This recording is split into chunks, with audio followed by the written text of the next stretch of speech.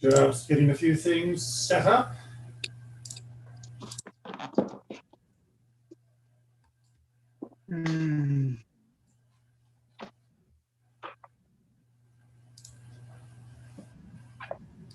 Just getting a few things set up. Whoop. Mute the other view.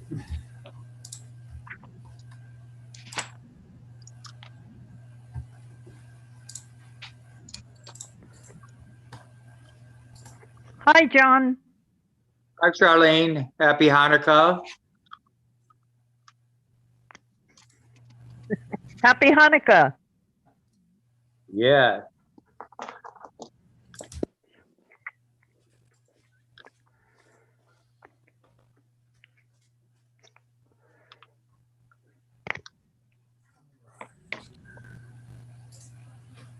Like that. I finally perfected my potato pancake recipe by adding a little bit of cornstarch. It browns up beautifully. Okay, that's a nice tip.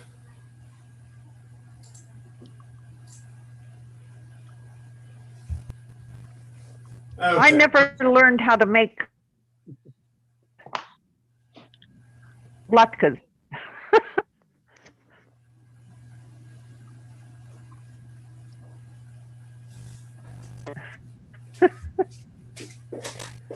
Well, it's not exactly an essential skill.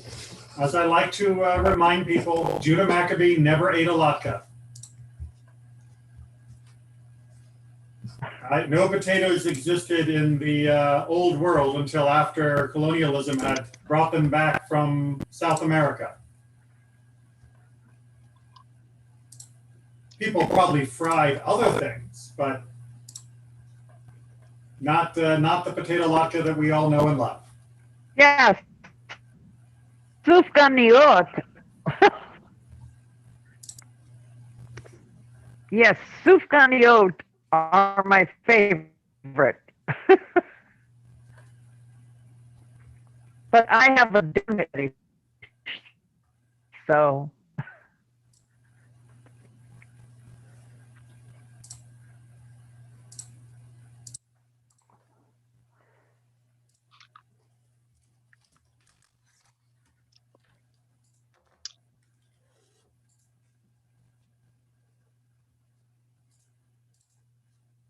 Okay, well, I think we've given our usual pause to let people log in either through YouTube or through Zoom.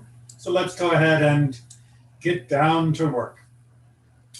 We're picking up in chapter 42, or in Parashat Miketz, and we're dealing with the issues of the famine. The beginning part of this Torah portion details how Joseph is revealed to know how to interpret dreams.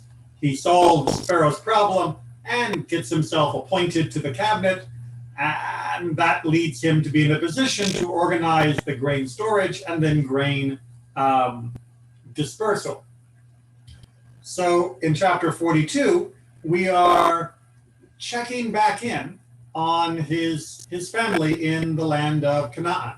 So we are flipping back to Jacob and the rest of the sons to see how they're doing. Because as we know from Joseph's predictions, the famine is going to affect everywhere.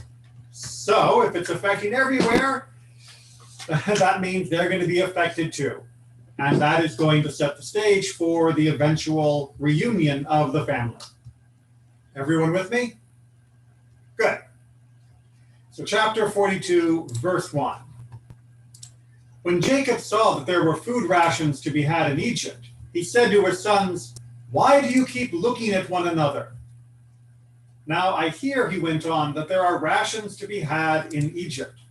Go down and procure rations for us that we may live and not die." Very sensible plan, right? To go down and get some food. So 10 of Joseph's brothers went down to get grain rations in Egypt. For Jacob did not send Joseph's brother Benjamin with his brothers, since he feared he might meet with disaster. This is where we find out explicitly that Benjamin, being the next and only son of Rachel, his true beloved, is the only remaining living son, as far as Jacob knows. He has transferred his bonus affection to Benjamin, and so he is more cautious with him than he is with the other brothers. Realize, of course, that at this point, Benjamin is at least 20-something years old, potentially a little older than that, but he is at least 20 years old. Thus, the sons of Israel were among those who came to procure rations, for the famine extended to the land of Canaan.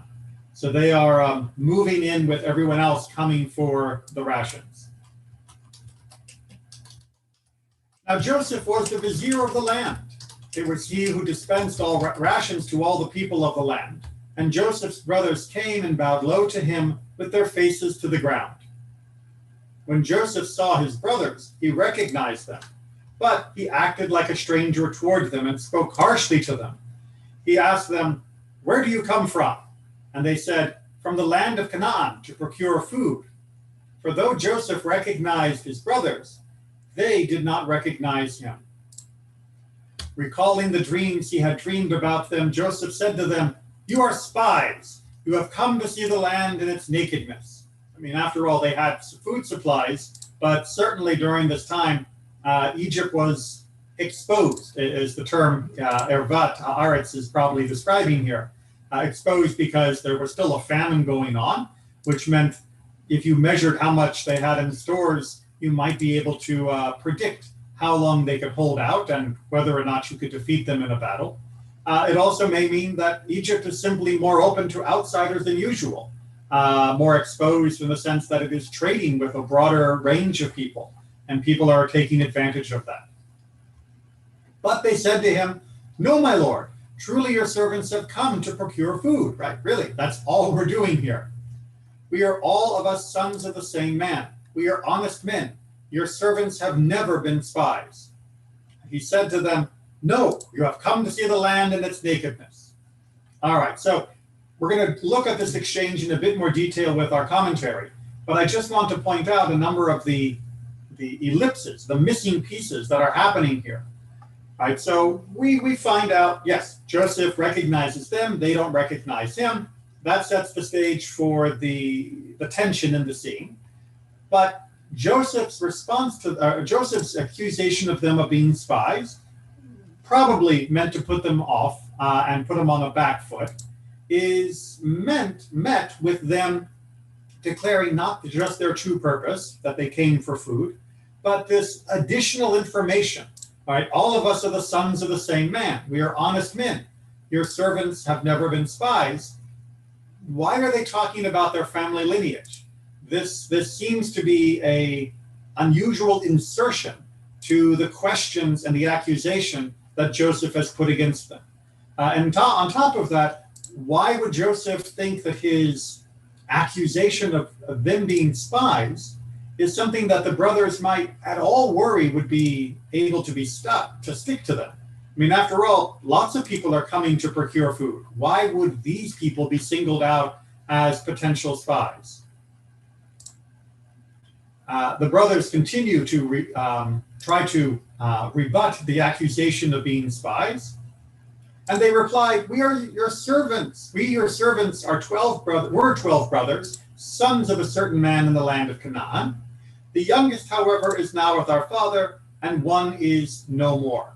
Right? Obviously, that one who is no more is Joseph, who is actually standing in front of them. But Joseph said to them, "It is just as I have told you. You are spies." Right? They are perhaps changing their story in at least one way of interpreting it. They said that the 10 of us are the sons. Now it turns out there were 2 other sons, one who's not here and one who is no more. They're changing their story, or at least the prosecutor here, Joseph, is happy to jump on the inconsistency. "By this you shall be put to the test. Unless your youngest brother comes here, by Pharaoh you shall not depart from this place." As one of the commentators pointed out that I didn't have space to include, you'll notice that when Joseph is lying, he always swears by Pharaoh rather than by anything that would actually matter. "Let one of you go and bring your brother, while the rest of you remain confined. that your words may be put to the test, that whether there is truth in you. Else by Pharaoh you are nothing but spies. So the test is going to be 9 of them will stay, 1 will go, they will get Benjamin, bring him back, and then he'll see whether or not they've been truthful in their description of the family. And he confined them in the guardhouse for 3 days. On the 3rd day, Joseph said to them, do this and you shall live, for I am a God-fearing man. If you are honest men, let one of your brothers be held in your place of detention, while the rest of you go and take home rations for your starving household. But you must bring me your youngest brother, that your words may be verified and that you may not die. And they did accordingly. They said to one another, alas, we are being punished on account of our brother. Because we looked on at his anguish, yet paid no heed as he pleaded with us. That is why this distress has come upon us. Then Reuben spoke up and said to them, did I not tell you, do no wrong to the boy? But you paid no heed. Now comes the reckoning for his blood. They did not know that Joseph understood, for there was an interpreter between him and them. He turned away from them and wept. But he came back to them and spoke to them. And he took Simeon from among them and had him bound before their eyes. All right, so that's where we're going to stop the story from the text itself. Questions and comments before we get into the different explanations and readings of this from our tradition. There's a lot of drama going on. We also probably would have liked a longer script. This idea of Joseph testing them in order to ascertain the truth. I was looking at the Haftarah for this week, trying to look at that connection, because there's something similar is going on in the Haftarah with Shlomo testing the veracity of the witnesses to see who is truthful. So it's a form of cross-examination in a way, but it's more than just a cross-examination. He's giving them a choice to make to see how they respond. But is this a test, or is this a punishment? Right? Is he just messing with them because he can? After all, we know that he has remembered his dream, and in the dream, they came and bowed before him. So perhaps he thinks, hey, this is my chance to pay them back for all they did to me. Well, that was my other question, is among all the people coming to buy grain, which we're told at the opening of this chapter, among all that come, why is he spending all this time with this particular group in this case? With this purchase? I get one of the hints is that he's in charge of all of the rations, but this does seem to be a bit of kind of overkill, so to speak, for him to be so involved here. There does seem to be a level of micromanaging that is surprising. I mean, would we really expect that Joseph, number 2 in the entire country, would meet with every single family envoy? I mean, maybe he'd meet with major countries that were coming to secure grain. But is he really meeting with every Tom, Dick, and Harry that's dropping by to buy grain? Well, looks like we just lost John. His connection sounded a little rough. So yeah, we're going to have to come back and find out what's going on there. Any other questions or comments before we turn to our other page? Yes. Yeah, I think that Joseph is telling them in the fact that, you know, the very first statement it seems out of their mouths is that we're 10 brothers. We come from the same family. So immediately he struck out that they're lying. I mean, they're not telling the truth. So I think it is a little bit of revenge back that, you know, the very first thing you do is tell, you know, we're the same, we're brothers, there's 10 of us. and you already have Joseph thinking, "Oh, here we go again." So he's pressing them to truth. But is it an actual lie? There are 10 of them, and they are brothers. I mean, if they show up and say, "We 10 people are brothers," that doesn't mean that they're denying that they have another brother back at home or that they ever had an additional brother at some point. Very tellingly, however, they don't say that the other brother is dead. They just say he's not here. He's not, which is an unusual way of describing somebody's absence. On the other hand, they may be lying in Joseph's opinion because the 10 of them show up and claim to be brothers. But the one thing that Joseph knows is that these brothers don't behave like brothers to their brothers. They have a history of treating their brother in a way that no brother should be treated, no matter how obnoxious he is with his dreams. So he may be focusing not on their miscount, but on their claims of brotherhood when he knows very better. Or does he? Because we're going to find out that there is a definite feeling of repentance as they point out that this is what happened because of what we did to Joseph. Or on the other hand, maybe they are still factionalized, because when that point is brought up, Reuben immediately tries to separate himself from the group, blaming them and trying to exonerate himself. So that, again, is not exactly a unified brotherly emotion. All right, let's go ahead and see what our commentators do with this. Now, let's roll that back up to the top. I've laid this out a little differently than usual. The primary text you're looking at, the one that's on the far left, is from the Tanhuma, one of the great Midrash collections. But I wanted to keep it mostly intact because it tells a narrative very well. But I also wanted to include the alternative interpretations of other commentaries. That's going to be the indented sections. So we're going to read through the Tanhuma, take a couple moments to look at some of the alternatives, and then return to it as we go through. Hopefully that's clear. Tanhuma Midrash to begin. Joseph cunningly issued 3 prostangmata. That is the actual word in the Midrash. I just couldn't resist. It's a Greek word meaning rules. No slave should enter Egypt to buy grain.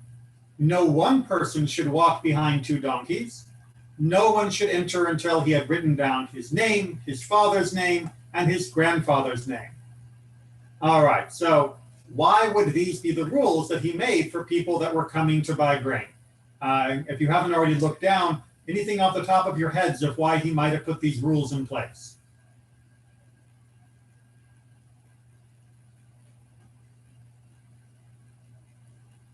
All right, well, let's go ahead and see what our commentaries suggest.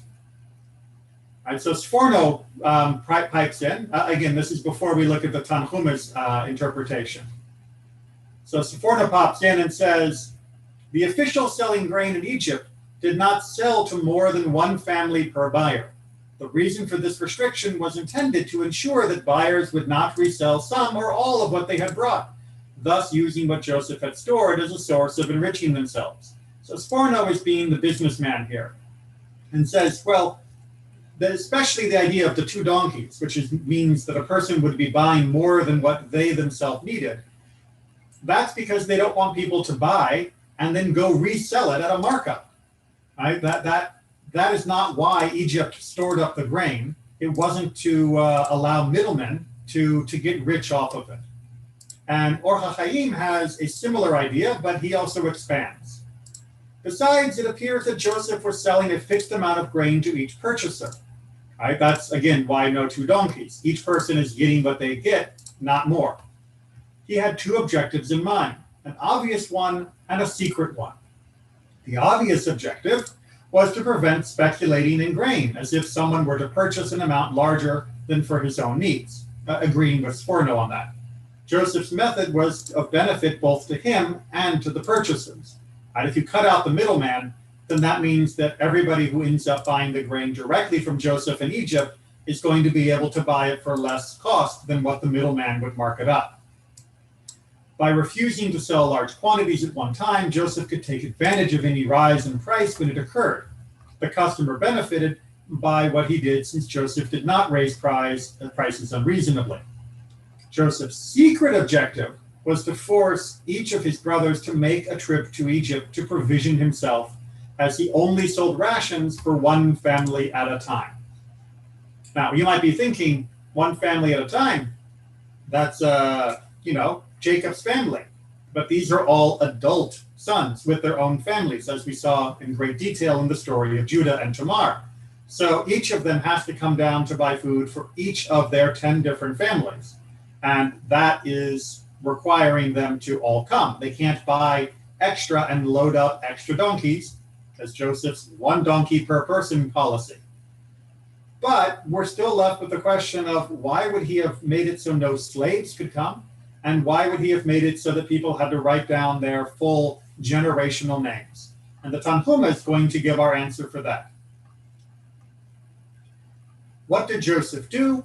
He commanded them to bring to him the names of the people, which were written down on each and every day. Right? So he was not meeting with every person that came in to buy grain, but he did have a list of all the names of the people who would come. When Joseph's brothers came down, they all did not enter through one gate. The gatekeeper said to them, "What is your name?" He told him, "Reuben ben Jacob ben Isaac." So it was also with Simeon, and so with all of them. They brought the names that had been written down to Joseph. When he read them, he knew that his brothers were there. All right, so by having this list, he would be able to identify any of his brothers, because you're not going to get that many Reuben ben Jacob ben Isaacs. And we're going to talk about this idea that each came through a different gate in just a minute. But the idea here is that this way he could notice when all of them were coming. And again, that is also why he said no slaves. If the people had sent a slave or a servant, then he would not have known their names. And that would mean he wouldn't know that it was his family coming to find the grain. Everyone following the logic so far? Yes? No? Maybe?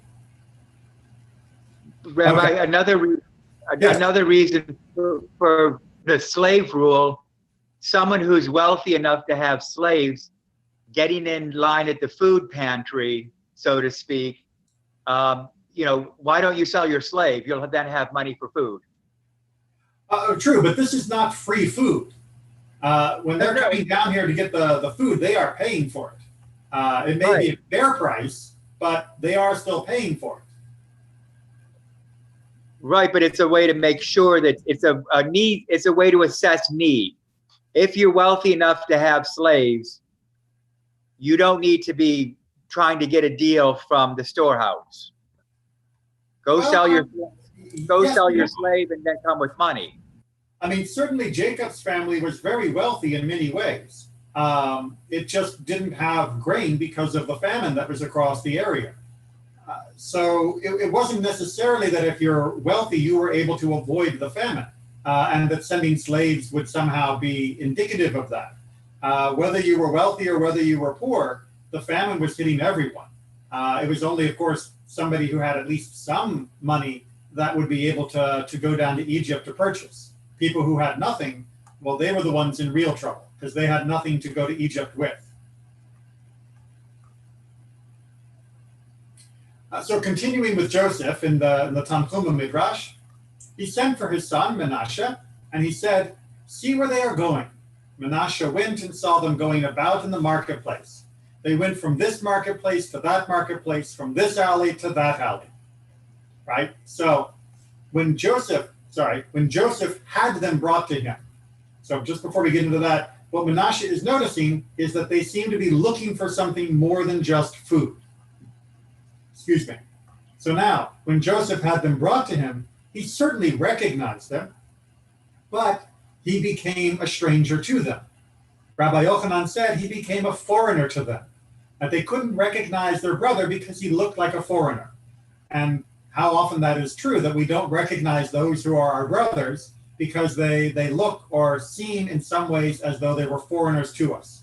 And that is why they get in trouble. Imagine what would have happened if the brothers, having arrived, had recognized Joseph and said, Joseph, Joseph, our brother, it would have been a very different story. And thus, you are spies. We get into the entire back and forth. They said to him, no, my lord, but your servants have come to buy food. We, your servants, are 12 brothers. Then why did you not all enter by one gate? Because our father ordered us not to do so because of the evil eye. So, like I mentioned earlier on in the Midrash, they said that each one came through their own entrance into the city. Why would that have been done? Well, according to the other Midrash, which is being quoted here, Jacob told them to go in their own different gate because 10 sons, all from one family, all coming together is the kind of thing that builds suspicion. It's the kind of thing that builds envy and resentment. Look at that family with 10, young men that are all together. I hate people like that, people that are successful. And that evil eye might have then created bad reports about them, and they would be in trouble. Now, obviously, they're going to get into trouble because of being separated. That looks more suspicious, but I don't think that Jacob anticipated that aspect. Now, there are other reasons of why they traveled the way they did, however. So Sforno, again, is being very practical. People traveled together in large groups to afford themselves protection against highway robbers. Right? That's why they were traveling with the others that were coming in to get food from Egypt. At that time, there were more than the usual amounts of these. They would rob both the money carried to buy food and the food itself. Something before I read Sforno I'd never really considered, but this was a perfect time to be a bandit. You had lots of people traveling, and they were carrying either cash to buy food or food which lots of other people would pay you cash for. So this was a boom time to be a bandit. Chizkuni offers another interpretation of how they were traveling and why among these other groups. They intermingled with others going to Egypt for the same purpose, disguising themselves so as not to draw attention to themselves as they had been commanded to do by their father. When he had said, why do you draw attention to yourselves? All right, so that last line of Chizkuni, we just need to pop back into chapter 42 to explain. It comes from the first verse of our chapter. As soon as my scroll gets there. Right, at the very end, it says that Jacob said to his sons, why do you keep looking at one another? Right, but the word that's actually used here is titra'u, is a little bit more ambiguous. Right, it is a reflexive version of the phrase for ra'ah, for seeing. So looking at each other is a perfectly fine interpretation of that. Another way to interpret it might be they were looking to each other, meaning each brother thought the other brother would be able to help him with his famine, remembering them being distinct families. And of course, none of them are going to be able to support them, so they're not going to solve this problem by themselves. They need an external source. But Chizkuni is arguing that the titra'u is about them being seen, right? That they are making themselves seen by others, that they are acting in ways in their grouping, their behavior that sets them apart in a way that is drawing perhaps unwelcome attention. And so blend into the refugees going to Egypt, just, spread out, don't draw attention to yourselves, it'll be fine. Rabbi, Yes. Following that train of thought, what can we reason that the Egyptians would have noticed they're Hebrew, and everybody knew that Joseph was a Hebrew, and so that the Egyptians told Joseph, there are these Hebrews coming. Do you know them?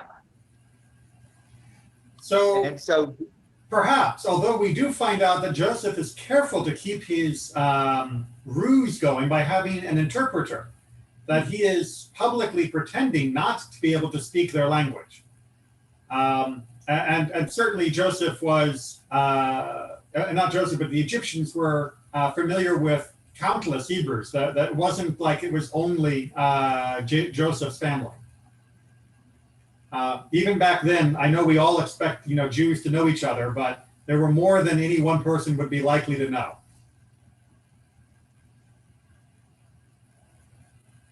All right, so we're finally going to uncover this whole idea of the 12 and the 10 and why we're talking about brothers. He said to them again, you know that you are spies. Why have you gone and made the rounds of the whole country?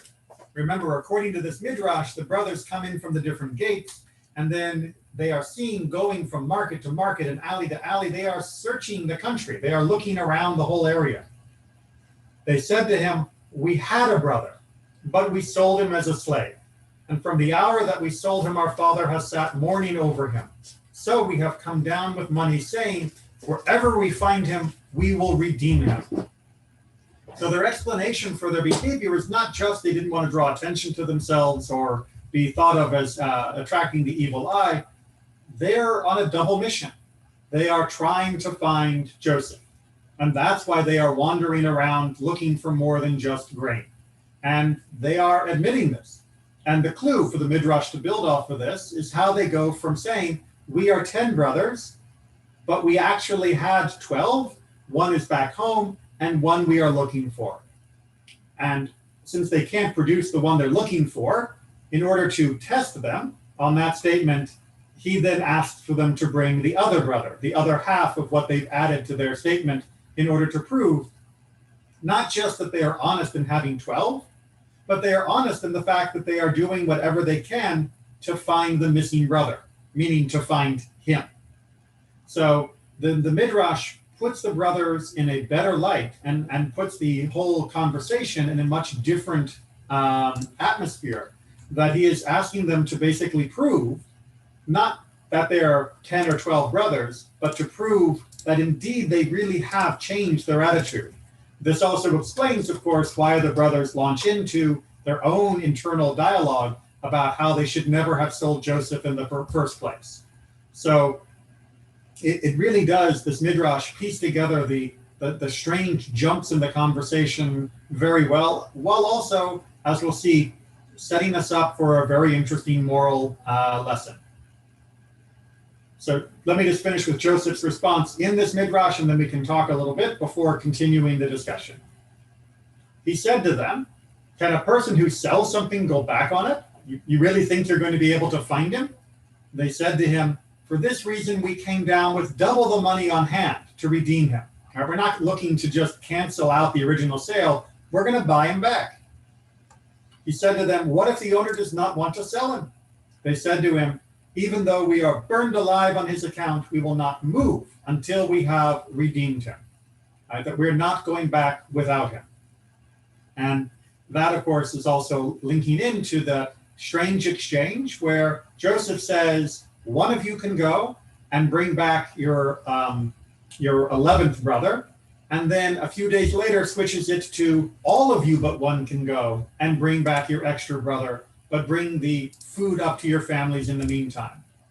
He was basically sticking them in jail to see whether or not they really would go. But they all refused to leave without having accomplished their mission. It was only when they realized their families were starving that they were forced to head back up to the land of Canaan. Questions or comments on how the Midrash is handling this whole narrative, or any of the side discussions, or your own comments?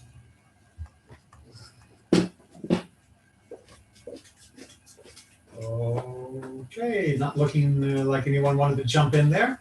So let's go ahead and see. Oh, jump.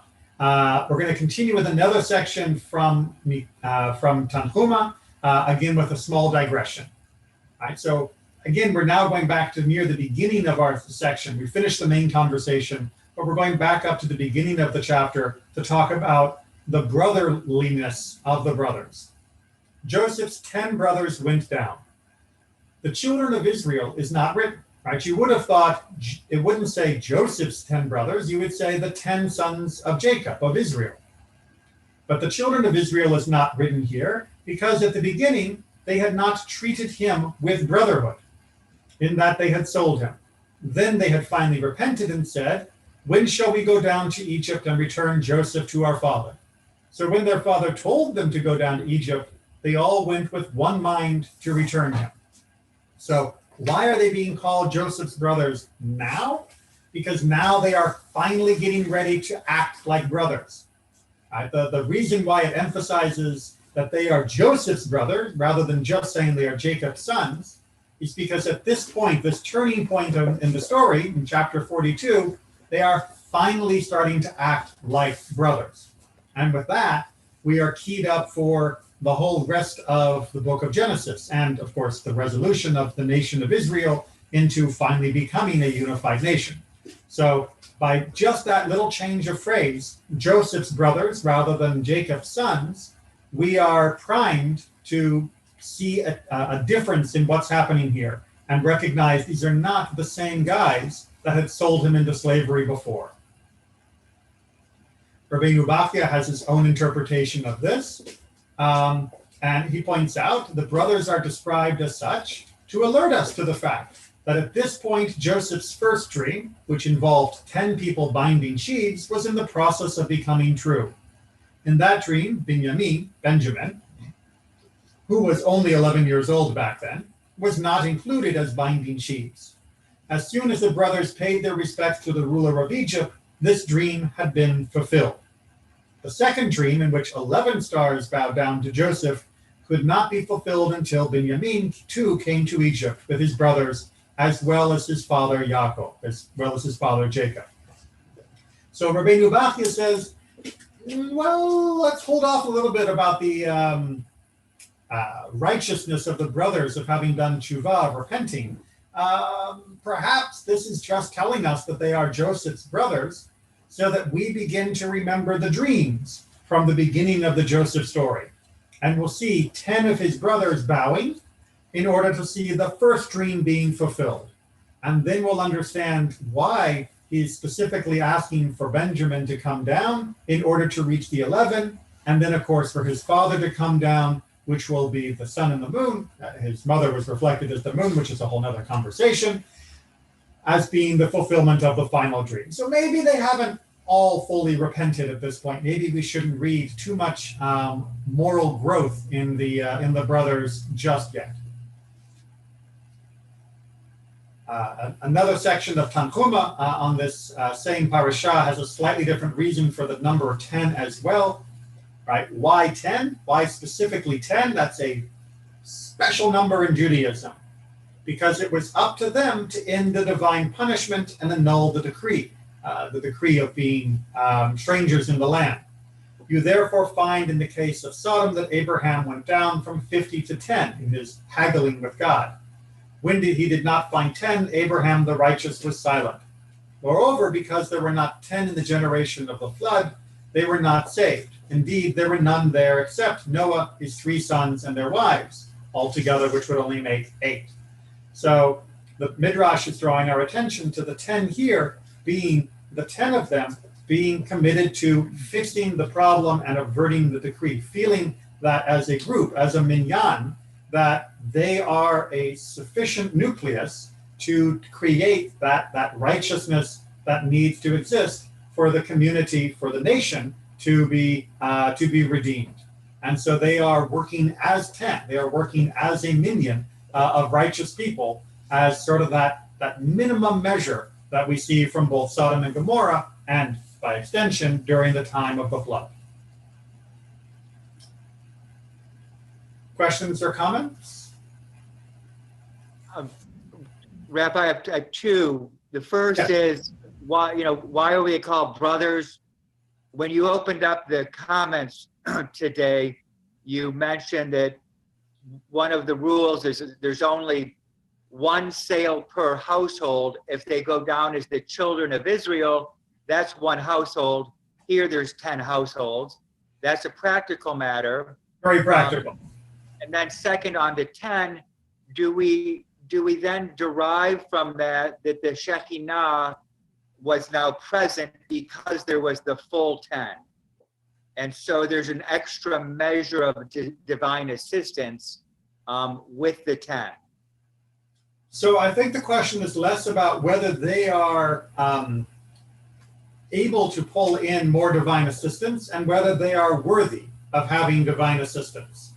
Right? So the question seems to be, if there are 10 righteous, then indeed they can annul the decree, they can be free from catastrophe. It doesn't mean that they are going to get blessing.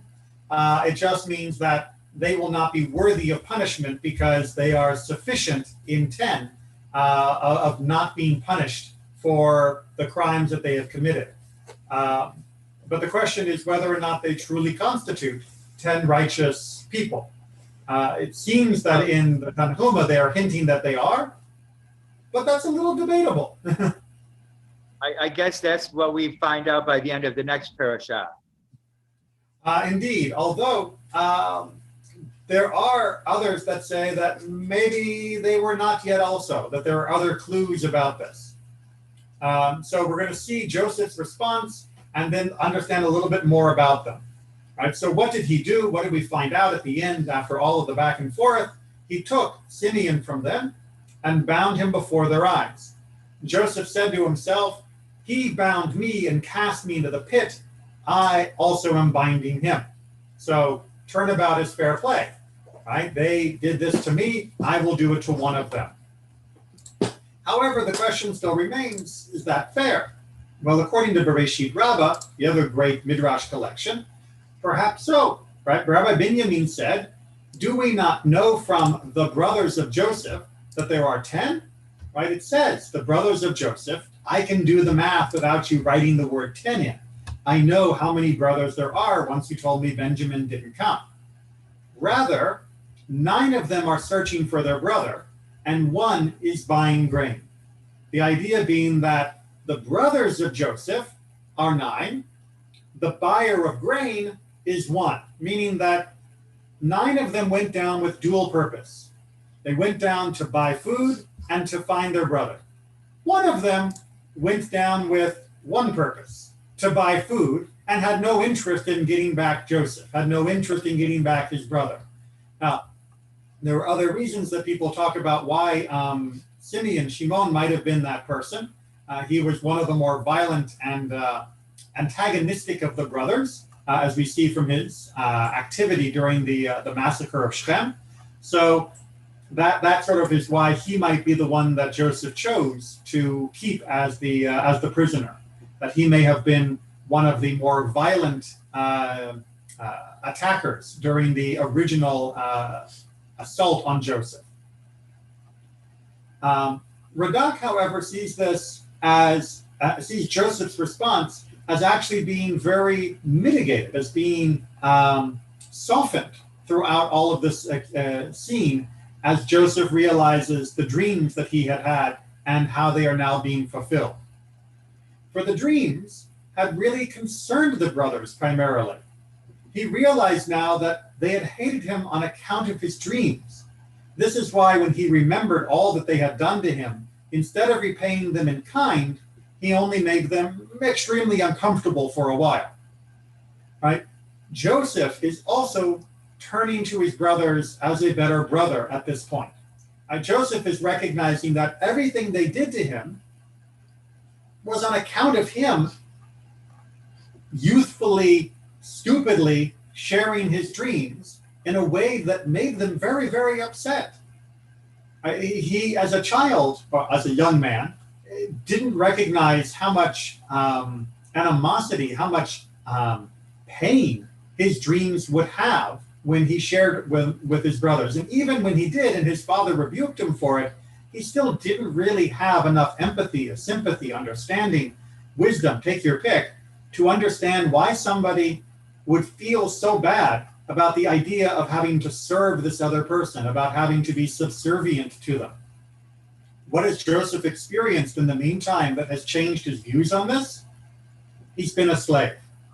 And Joseph has finally known what it is to have to bow to someone, to have to serve them, to have to be subservient in a way that he never understood when he was back in his father's home. And so now as he sees his brothers on their knees, begging for food, subservient to this complete stranger, he can understand how when he shared his dreams, they would have been absolutely furious and fearful that they would end up bowing before him in that same way. Ironically, yes, they do eventually, only because of their reaction to the dream. It is a very self-fulfilling process. But Joseph is having an internal moment of revelation and of growth when he is looking at them now and understanding what his brothers feel and how he partially contributed to what they did to him in response to the feelings that he created. That they weren't just angry at him for being their father's favorite. They were angry at him for the dreams that he dreamed that were obnoxious. So we see the difference. Joseph recognized his brothers, meaning when they fell into his hands, when he had power over them, he recognized them as brothers. But they did not recognize him when he had fallen into their hands. So that little back and forth of Joseph recognized, they didn't recognize, is Joseph recognizes now, they are my brothers, and I'm going to treat them as brothers with a little bit of torment, but they will still be my brothers. And we, the reader, should recognize he is not going to murder them. He is not going to deprive them and starve their families. He is going to treat them as a brother, as brothers, even if there's going to be some back and forth. And it reminds us of the contrast between how he is treating them and how they treated him back before, which again is why we slide into that discussion of their previous treatment of him and the guilty conscience that they have. But that is ultimately the question. Do we recognize someone as a brother, or do we not recognize them as a brother?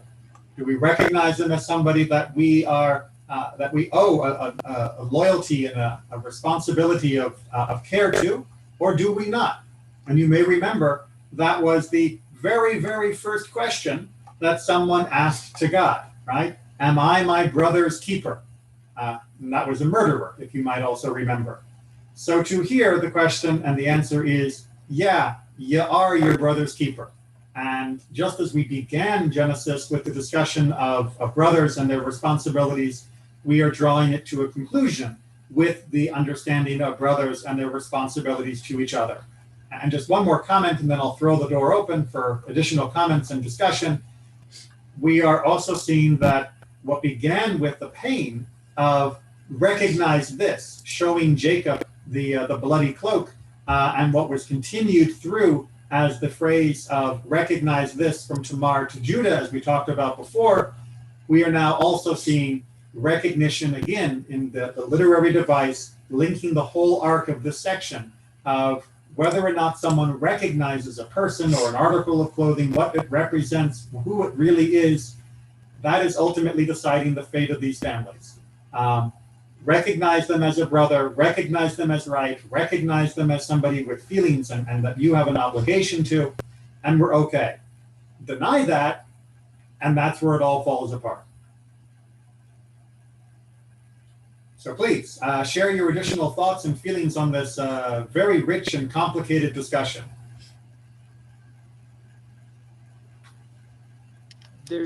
Rabbi, there's also I think. Go ahead, John. There's this idea of pity that goes both ways. When Joseph is in their hands, they don't have compassion on him, and so his first inclination is not to have pity on them or to make them earn it, in order to humble them, because what they did before, they did out of a sense of excessive pride. The idea that Joseph would somehow have a leadership role, as his dreams indicated, was something that wounded their pride and made them afraid. And so now, he's having to deal, in a way, whether he's doing it intentionally or with God working through him, to bring a degree of humility and compassion to the other brothers. Exactly, yes. And, that whole reconciliation is, again, coming back to this idea of recognizing another person's fears, their hopes, their ambitions, and finding a way that you can relate with them and to them, and that whole interaction without causing that fear, that anger, that resentment, and the issues of pride. That is what it means to build a proper and good relationship.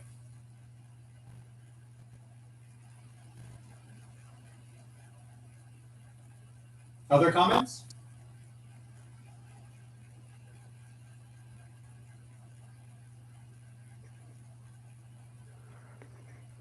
I thought I heard someone else also begin. Oh, yes. I was going to say the midrash, right? It's the midrash, right? Yes. That I mean, someone was very creative, because I can't find it in me that, they came in different gates and they were really looking for Joseph. I mean, I think that's, you know,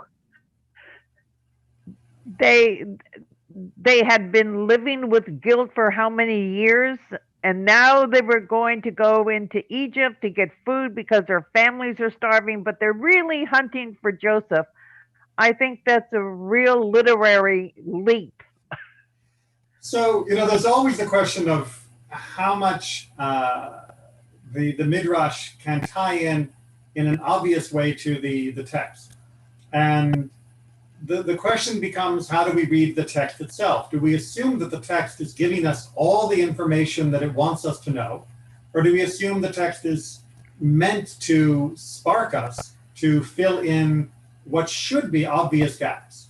So to sort of recount what the Midrash is using as its anchor points, as its doorways to the interpretation, the brothers immediately bring up the question of how many there are. They immediately bring up the question of the missing brother, and they immediately begin to discuss their guilty conscience about the loss of Joseph. Those are some very strong anchors for why the Midrash would think that they are indeed bearing guilt and that they are indeed looking for their brother. And the idea of why they have to tell how many there are is at least a credible explanation of why, because they came through different gates. That yes, we all came through different gates and we had to give our names, and yeah, we are technically all the same brothers, are all brothers of the same person. That explains why they immediately try and say, we are 10 brothers, which seems like a useless point to make. And likewise, it doesn't seem especially helpful to tell us that the brothers went down among all the others who were going to the land of Egypt to get food. Do we need to know about the other people? Do we care about the other people for our story? But it does help color what the brothers' behavior might have been and how they might have both conformed as well as deviated from the average behavior of the other people seeking rations. So there are a number of linguistic openings that allow for the Midrash to take shape, furrows in the ground where the seeds can grow, if you will. And if we remember that the text was designed in a way that we should be pulling out from it more than just the initial read, it definitely explains how the Midrash could be suggested by the text and not invented whole cloth. But the fact that there are different and competing Midrashim and interpretations also reminds us it is not the only interpretation of the text and should not be taken as though it was written explicitly in the text. Rabbi, I'm looking at my comments in the commentary Bible. It's, Rashi is the one who brings forth this idea that there were 10 different gates, or does that come from the Midrash earlier? That comes from the Midrash earlier. Okay.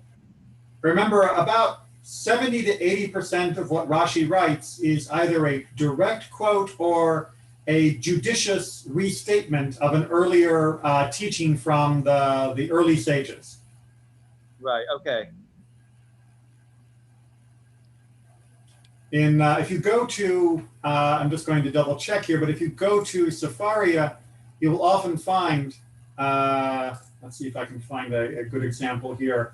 And if you go to the commentaries and you click on Rashi, it will often tell you, that the original source, in this case, the first comment of Rashi on chapter 42, verse 1, is originally based off Genesis Rabbah 91:6. That's one of the many benefits of using this particular website, is it helps you track down all of those different pieces. And then if you were to click on it, it's probably only going to be in the Hebrew, but you will see that there are numerous interpretations. I know that immediately just by Devar Acher. Devar Acher means and another thing. So the interpretation that Rashi brings is one of more than one, of many interpretations of this verse.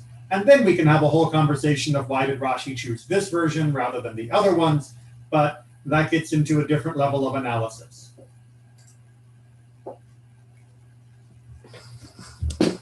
Other questions or comments? Just a final thought. For me, as the lawyer by training, the fact that he puts them into custody for 3 days, but he only does it after a hearing. So he first has some sort of, process.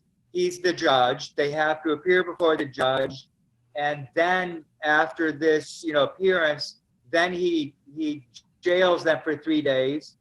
Then they go kind of back to court for the further proceedings.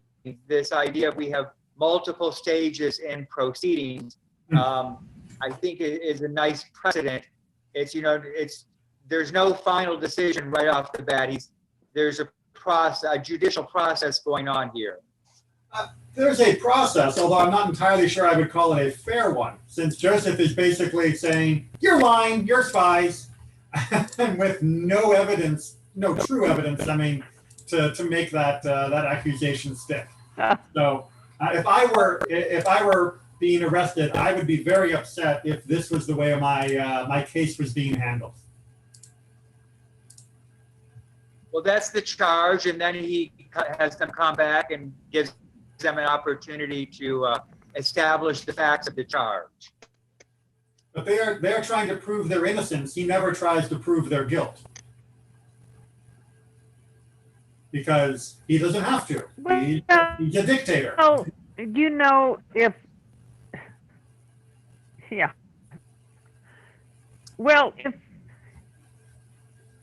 if 10 people came in one gate together, they might look like a gang. But if 10 came in 10 different gates and are snooping around the marketplaces, that would look kind of like they were spying. So, I think he could have made a legitimate case that your actions were suspicious. True, although if they were truly spies, one of the first things they teach you in spy school, don't use your real name, unless you're James Bond.